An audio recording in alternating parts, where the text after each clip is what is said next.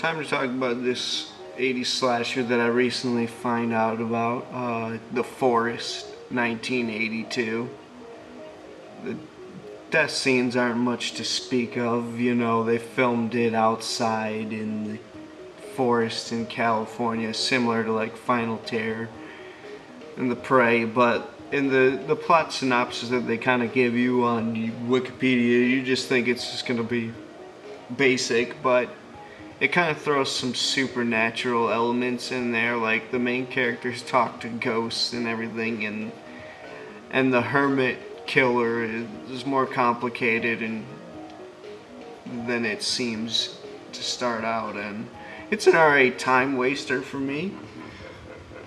But there's like cutaway death scenes, and because it was filmed outside, and the hermit lives in a cave.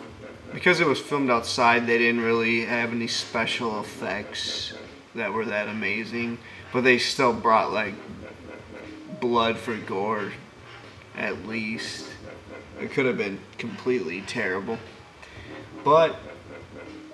and it's about these two couples that go out into the wilderness. Actually, the two women go out by themselves, then their husbands show up like a day later to look for them, and what happens is the hermit like kills one of the girls the opening night and the other one gets away, and the girl that he kills he brings back to his cave to roast her. Oh wait, when he kills her he's like, I don't want to kill you, I'm just hungry. He says that like in the moment like he comes in on the campfire and gives his motive. Like, it was kind of weird, and I'm like, oh, this actor's kind of terrible, but his performance is actually pretty awesome as it goes on. And so he brings her body back to roast her at the cave, and what so happens is the guys are out looking for her and they stumble upon the cave, and his cave is kind of set up kind of like that one hermit from Yogi's Yogi's First Christmas, the Hanna-Barbera special, where Snively stays at the hermit's lair, and it's all set up in that cave. That's what it kind of looks like. So he's roasting the meat, you know, like hang them upside down and try to make meat out of them and stuff like that. You know, stupid, silly 80s cheese. But the movie does take itself seriously the whole time, and to that credit, it's what makes it kind of good and makes it what I kind of like about it. And we find out that the hermit once had a wife so then he feeds the meat to the guys. He feeds the dead girl, which is one of the guys' wife, to the guys who are hungry out there, and they eat it and they kind of like it. He tells them it's a dough. It's an awesome, sinister moment and clever moment that you kind of see where it happens. It happens in a few other.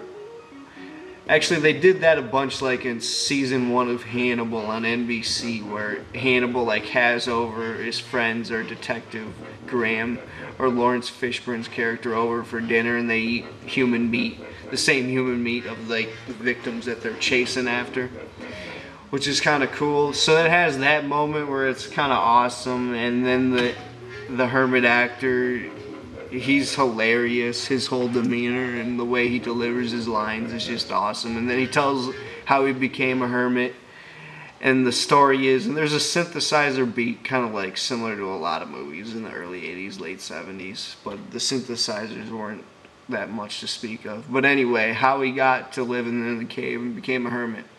He was a doctor, and his wife used to cheat on him all the time. Then he basically came home and saw her with the guy in her bed and obviously killed her, and then became mad and immediately just grabbed his kids arm in arm, and they became feral as they walked into the wilderness.